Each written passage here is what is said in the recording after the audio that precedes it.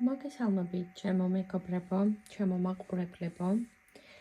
გავაკეთოთ დღეს საჯარო გაშლა პირადი ურთიერთობების ჭრილში.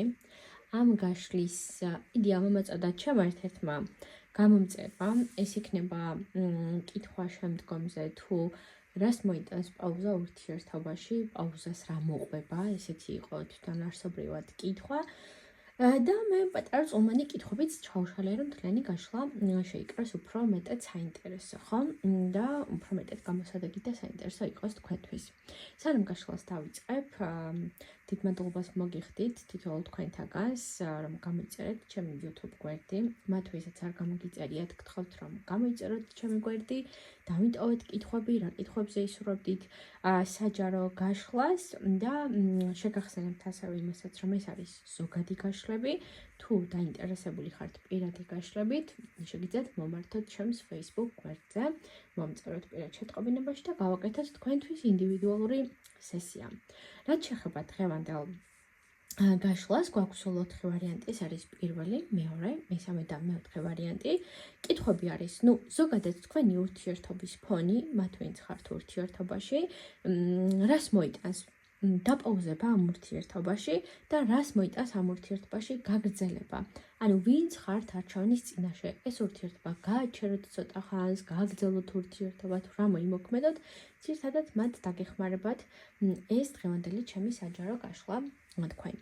იმედი მაქვს, რომ უკვე შეარჩიეთ თქვენთვის ასრული ერთი ვარიანტი და ნახოთ კითხვებზე პასუხი. მათ ვინც შეარჩიეთ პირველი ვარიანტი.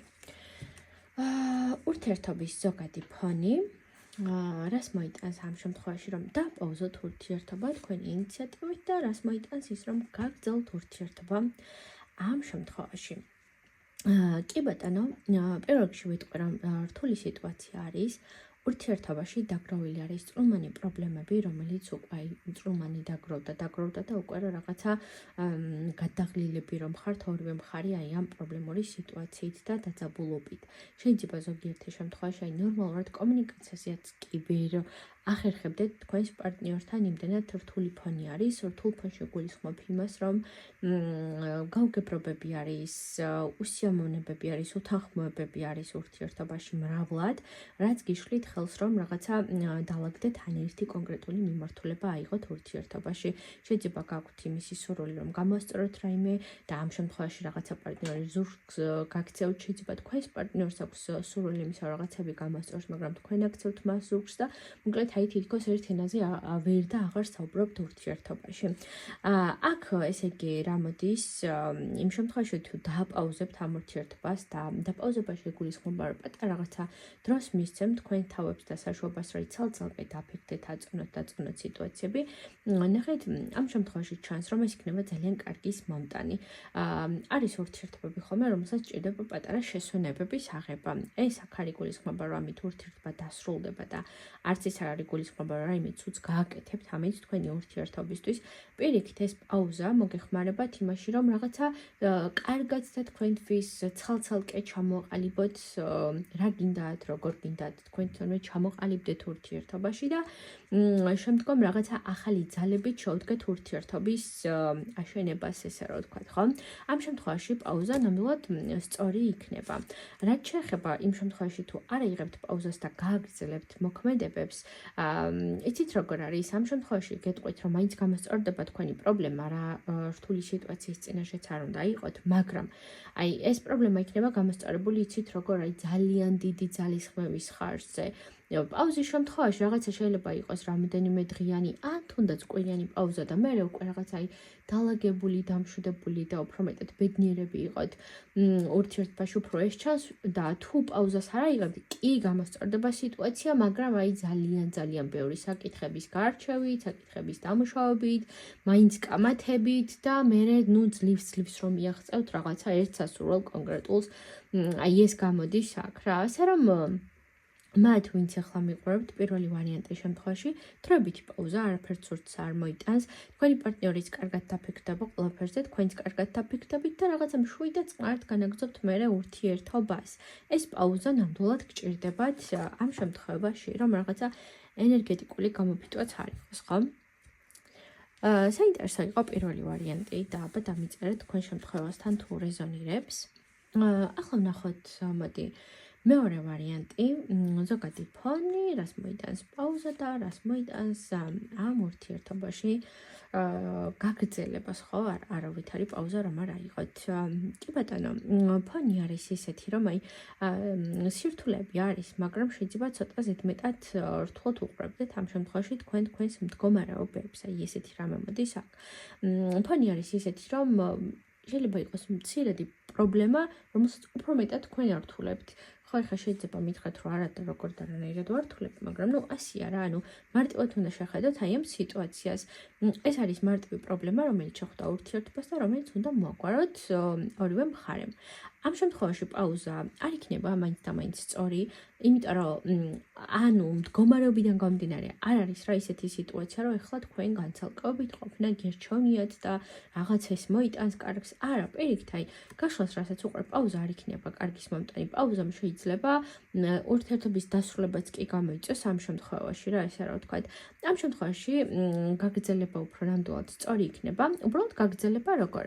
რომ თქვენი შეხედულებები გამოვლინოთ ამ ადამიანმა თავისი და მეტად აი ურთიერთგაგების საკითხი გქონდეთ რა, რაღაცა უფრო მეტად მოეკიდოთ ერთმანეთს ურთიერთგაგებით. გაიაზროთ და მიიღოთ ის ყველაფერი, რასაც ეს ადამიანი გეტყვით, თქვენც თქვენი სათქმელი უთხრათ და გაგრძელოთ ურთიერთობა. ანუ პრობლემა მოაგვარეთ მარტივად. რა რთული გადაწყვეტილების და სიტუაციის წინაშე უნდა იყოთ, აი ამ სიტუაციას და მდგომარეობას უნდა გავმკლავდეთ მარტივად. აი ამას გეუბნებათ რეალურად ტაროს კარტი აქ. და აქ არ არის ისეთი მდგომარეობა, რაც რაღაცა დაპაუზებას საჭიროებს ურთიერთობის. ანუ არა, ეს არის პატარა პრობლემა, რომელიც უნდა გადაჭრათ მოგვართ ყოველგვარი დაპაუზებების გარეშე. ასე რომ პაუზა უფრო ცუდის მომტანი იქნება რეალურად ამ შემთხვევაში, ვიდრე ის რომ გაგრძელთ, ხო? ნახოთ მესამე ვარიანტი. ზოგადი ფონი, რას მოიტანს პაუზა და რას მოიტანს გაგრძელება. ამ შემთხვევაში ის რომ არ მოხდეს პაუზა, ხო?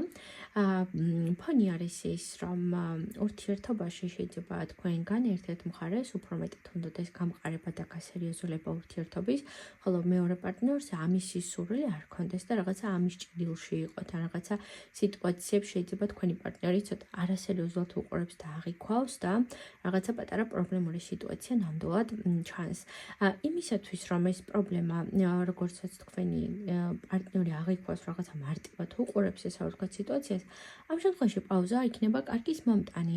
და ეს პაუზა მაინც არ იგულისხმება იმაში, რომ აი დიდი ხნიანი ესა რა ვთქვათ უკონტაქტობა იყოს, ან მე მსგავსი იყოს. ანუ აქ ეხა როგორი პაუზა იგულისხმება, იცით? აი ეს ადამიანი მიჩვეულია მაგალითად თქვენგან რაიმე ყურადღებას, რაღაცის მიღებას, ეს შეამცირეთ. ან ცოტა თქვენი დეფიციტი გაუჩნდეთ ამ ადამიანს, რაღაცა ხშირი კომუნიკაცია გაქვთ, შეამცირეთ კომუნიკაცია, რაღაცა გამოიჩინეთ ან რაიმე სხვა საქმე, ან გამოიჩინეთ რაღაცა რომ გაქვთ გასაკეთებელი, ან სამუშაო გაქვთ შესაძლებელი, ან ის რომ აი დრო არ გაქვთ იმ მომენტში. ანუ ეს პირდაპირი პაუზა არ იყოს რა, აი ხვდებით ხო ის თქმა წმინდა. ამ შემთხვევაში უმჯობესი იქნება რაღაცა ცოტა უფრო დეფიციტი შევქმნათ თქვენი რა, აი რაღაცა სულ ცხვირწინ კი არ ყავდეთ, ცოტა მოშორებით იყოთ მოკლედ მისგან და ეს იქნება ძალიან კარგის მომტანი თქვენ შემთხვევაში, აი ესეთი სტილის პაუზა. რაც შეეხება გაგრძელებით უნდა გააგრძელოთ ამ ადამიანთან ურთიერთობა, როგორც უკვე აგიხსენით და გითხარით, სრულიად მოწყვეტა და წყვეტა ამ ურთიერთობის არ არის საჭირო, არ მოითხოვს თქვენი გარემოება და თქვენი სიტუაცია ყოველივე ამას რაღაცა ძალიან მშვიდად წყნართ მივდექით ამ სიტუაციას, ხო? პატარა ესე რა ვთქვათ, თქვენი ხრიკები გამოიყენეთ, რაც დაგეხმარებათ, რომ ის პრობლემა, ის სიტუაცია, ის მდგომარეობა, რაც არ მოგწონთ ურთიერთობაში, ეს ყველაფერი გამოსწორდეს. რადიკალური ზომების მიღება ამ შემთხვევაში საჭირო არ არის. ეს გახლდათ მესამე ვარიანტი. და ვნახოთ ბოლო მეოთხე ვარიანტი, ვინც აიჩია მეოთხე ვარიანტი. კი ბატონო, ზოგადი ფონი გვაქვს აქ, დაპაუზების შემთხვევაში რა შედეგები გვექნება და გაგრძელების შემთხვევაში.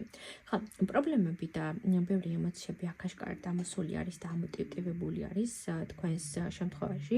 შეიძლება აქ იყოთ ისეთ ურთიერთობაში, რომელიც უკვე დიდი ხანია გაქვთ და რაღაცა პრობლემები გარკვეულწილად მეორდება და ვერ დაალაგდა ისე როგორც უნდა დალაგებული იყო. რაღაცა ერთ კონკრეტულ პრობლემას შეიძლება დიდ ხანს უტრიალებთ. უმეტეს შემთხვევაში გეტყვით, რომ დიდხნიანი ურთიერთობა გაქვთ უკვე აქ როგორც ჩანს, უმეტესის შემთხვევაში და რაც შეეხება უშუალოდ ახლა პაუზის შემთხვევაში ვიტყოდი, რომ არ იქნება პაუზა სწორი, იმიტომ რომ ეს პრობლემა რაც გაქვთ, თქვენ უნდა მოაგვაროთ და გადაწყვიტოთ და რაღაცა მიიყვანოთ ბოლომდე და გაქცევა და აი ეხლა მე ამ ყველაფერს იგნორირებას გავუკვეთებ და ამით რაღაცები გამასწორდება, ის მithქობა ამ შემთხვევაში სწორი არ იქნება. პირიქით უნდა განაგრძოთ ამ ადამიანთან ურთიერთობა, კარგად უნდა აუხსნათ ის, რაც გაწუხებთ, ის, რაც არ მოგწონთ, ის, რის შეცვლაც გინდათ ურთიერთობაში, დაანახოთ ამ ადამიანს ეს სიტუაციების გამოსწორება რამხელა შესაძლებლობას და გასაგას მისცემს თქვენს ურთიერთობას და შვიდად წყართ გაგრძელოთ სიტუაციების, ესე რომ ვთქვათ, აი აღმოფხრა რა. ამ შემთხვევაში უფრო ურთიერთობას მუშაობა სჭირდება და დამუშავება სჭირდება კონკრეტულ საკითხებს, რაც ახლა თქვენ პრობლემად გაქვთ აქ მოცემული, ვიდრე ის რომ ეს ყველაფერი დააპაუზოთ, ან უბრალოდ რაღაცა პატარა დროებითი რაღაცა დასტოპებასავით აიღოთ, ხო? ანუ არა, ეგ არ გჭირდებათ, პირიქით გაგრძელეთ მუშაობა იმ პრობლემებზე, რა პრობლემებიც გაქვთ და გაგრძელთ ეს ურთიერთობა.